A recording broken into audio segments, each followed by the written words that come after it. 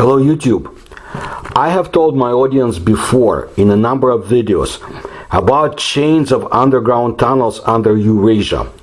Neither their purpose is known for sure, nor the time when the first catacombs appeared. It is no coincidence that the legends about dwarfs, little people, are so popular among Europeans.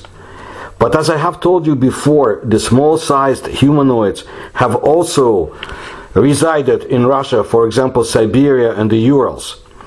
As far as we know, the first official information about the little people in those parts dates back to 1925, according to some researchers. And actually, I can refer to them as tiny or small-sized humanoids, because we're not really sure about what species they belong to. But anyway, that year, the Perm local historian Blinov, came across a strange place in the forest. Later, an article, Unexplored Cave, was published under his editorship, so to say. Apparently, Blinov hoped that geographers and researchers would be interested in the mysterious find. However, this did not happen. Only in 1990, having discovered an article by a local historian, the famous Perm cave explorer Igor Lavrov decided to find that lost cave, but it turned out to be not so easy. The fact is that in 80 years the area has changed beyond recognition, and only in 2002 an underground passage leading to a huge cave was opened.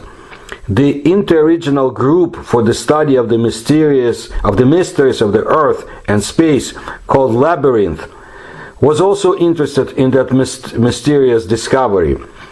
Its leader, Andrei Perepelitsyn, said 7 versts, or roughly miles, from Kungur in the direction of Perm along the Perm highway, there is a large hole under the stone into which an adult can freely pass. There are small tunneled steps into the cave. According to popular legend, this cave was once inhabited by Chuchki, small people, or also referred to as the dirty ones, Chumazia in Russian. This is what Blinov himself claimed, but it is quite possible that the mysterious cave found by the cave explorer Lavrov is the ancient entrance of the Chuchki. Unfortunately, nothing could be found.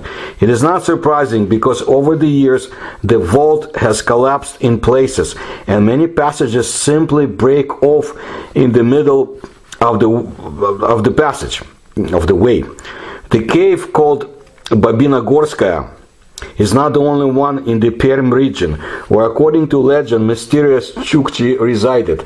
So for example, in the Guide to the Urals from the 1970s, a certain Chuchek mountain is mentioned, located a few kilometers from the city of Suksun. A group of Komsomolskaya Pravda correspondents conducted an independent study in 2012. However, there were almost no old-timers left in the town, and only Anna Ivanovna Tretyakova remembered the legend of the ancient people. Dwarfs lived there. They were called Chuchki, but even in the old days no one saw them. There's only a legend that they left here when the Russians settled in the Urals and saw them. But the fact that they were small is for sure. From the top of the mountain to the river, stone ladders were made, steps of this height.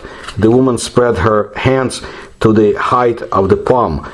There were several ladders. She saw them herself. Her late man always cleared them. Now they're probably covered with earth. Everything was torn up there. The forest was uprooted, and the river has long departed from the mountain. It is washing away their shore.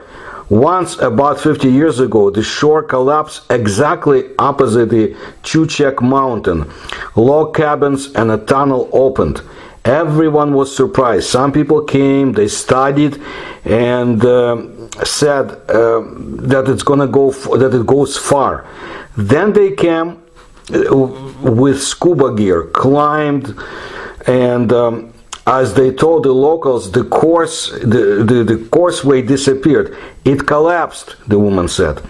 Meanwhile, at the request of the Komsomolskaya Pravda editorial board to conduct research of the underwater tunnel near the city of Suksum, the local authorities just threw up their hands in surprise. Neither Ural cave explorers, nor the underwater cave explorers, divers, nor even archaeologists conducted any studies. Who were the mysterious researchers that the woman referred to? I mean, what group? What was the expedition? What were they looking for? Untold treasures of underground people? Or were they once again trying to erase reference to the Siberian gnomes, or dwarfs, or the tiny humanoids? Yelena Ivanovna Konchina, an ethnographer by profession, and now the editor of the Kudymkar newspaper, said the following: "We have a lot of such stories. I wrote it down myself. It is usually said that these dwarfs, Chuj as they were more often called, buried themselves when the conquerors came. They dug a hole, put a roof on the pillars, cut down the pillars, moans and crying were heard for a long time from under the ground. People still come there every year. They do not consider the Chuj to be their ancestors. But they still respect them. They even put a cross on the side of one of their graves. However, legends about dwarf ore miners exist almost throughout Eurasia, but they are only called differently: gnomes, zete, seeds, chakli, donbetir. Among them, the most realistic researchers still consider the legends of the Urals. The underground inhabitants are slightly lower than an ordinary person, as they say, the size of a teenager. The people are ancient, skillful, but physically weak, forced to hide underground from the conquerors. Vladimir Lagovsky, my acquaintance of many years, journalist of the Komsomolskaya Pravda newspaper, whom I mentioned when it comes to UFO research and other paranormal phenomena. Anyway, he was directly involved in the search for the mysteriously vanished gnome people or dwarf people, tried to find reference to the Chuchki in historiographical sources. Curiously, there were a lot of them. It was found out that back in the Tsar Peter the Great time, the famous academician Simon Palas wrote about the mysterious Chutsky mines. He, like many modern historians, assumed that the Chuchki were none other than the Chut people who disappeared under unclear circumstances. A little later, another Russian academician, Ivan Lepekhin, noted the entire Samoyed land and the current Mezin district are filled with the desolate dwellings of some ancient people. They are found in many places, in the lakes, on the tundra, and in forests near rivers. Made in mountains and hills like caves with holes like doors. Furnaces are found in these caves, and iron, copper, and clay fragments of household items, and moreover, human bones are found. The Russians call these houses the Chuj dwellings. These desolate dwellings, according to the Samoyeds, belong to some invisible people, actually called Sirti in Samoyedic. When he refers to Samoyed, it's to the local indigenous people, and I've mentioned and described them in my other videos. No need to do it now. Look it up. But even this information only adds new questions. In 2001, Lagovsky visited with an expedition in the area of the White Mountain in the Urals. Interestingly, the researchers actually managed to discover mysterious underground passages. However, to everyone's regret, only a child could walk through them. They were so narrow. Are these passages of natural origin or man-made? The questions remained open today. So, that's another installment of my research about the strange little people, little humanoids of the Urals. But now, let's look in the balmy, warm Thailand, thousands of miles away from the cold Ural Mountains. Numerous fairy tales tell us about tiny humanoid creatures, fairies too, with paranormal abilities who periodically help people and are the guardians of forests. Well, in most cultures they are known as fairies. The well-known image of fairies appeared relatively recently, or rather during the Victorian era. The older legends did not mention the wings that these cute creatures supposedly possess. Moreover, in such fairy tales, they were not cute at all, more like trolls. It turns out that fairies really existed, according to some researchers. So, let's look at Thailand, at the Buddhist temple of Wat Prapangamuni and the mummies that are stored in it. And I want to tell you that I do it with greatest respect for the teachings of Buddha and people who follow them, and I'm just relating what I found interesting in the Russian media and not really confirmed worldwide, except I think for National Geographic. Anyway, Wat Prapangmuni temple, not far from Siberia, north of Bangkok, Thailand. Again, I saw several references in Russian media, but I can't find hard confirmation. And if I can, I'll keep looking. But here's what I know today. First of all, the Russian sources point to the Buddhist cosmogony. Buddhists believe that the universe consists of three main spheres. Each of them in turn is divided into several worlds. In the world called the sky of growth, tiny gods or deities of Kumbanda live. According to the description, they are very similar to European fairies. The Kumbanda have a small, translucent body from which a greenish light emanates. They can move through the air with the help of a force unknown to men. Also, if necessary, these deities or gods become completely transparent and invisible. Kumbanda reproduce very interestingly. Like apples, they are born in the form of fruits of the miraculous mythical plant Narifon flower. After growing up, they begin to protect their earthly nature, protecting it from selfish people. So that was from the Russian sources, but the only reference in the Western sources I found is this. A Kumbhanda, Sanskrit, or Kumbhanda, Pali, is one of a group of dwarfish, misshapen spirits among the lesser deities of Buddhist mythology.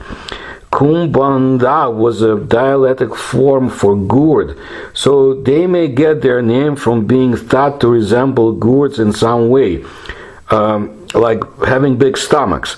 The terms Kumbhanda and Yaksa are sometimes used for the same person.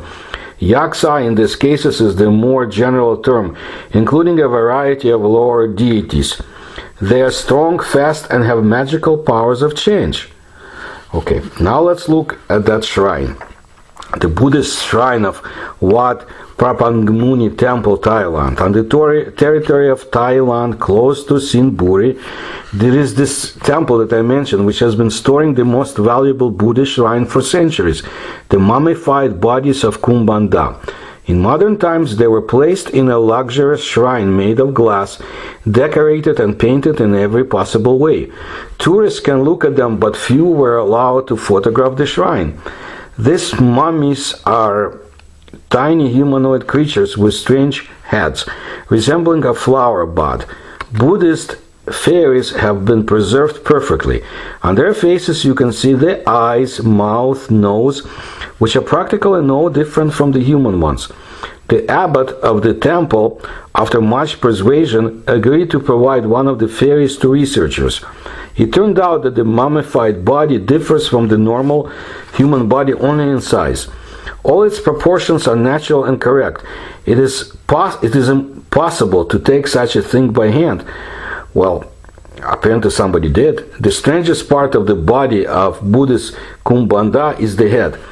Its shape is extremely interesting. It resembles either a crown or a closed bud. The hands and feet of the fairies have 5 fingers, just like the human ones. The limbs are disproportionately long, but not significantly.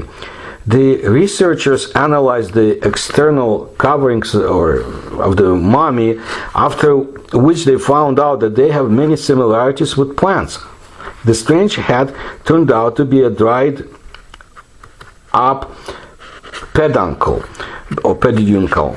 Because of this, scientists at first thought that there was a vegetable in front of them. As you know, in our world there is a mass of vegetation that vaguely resembles a person or some kind of an animal.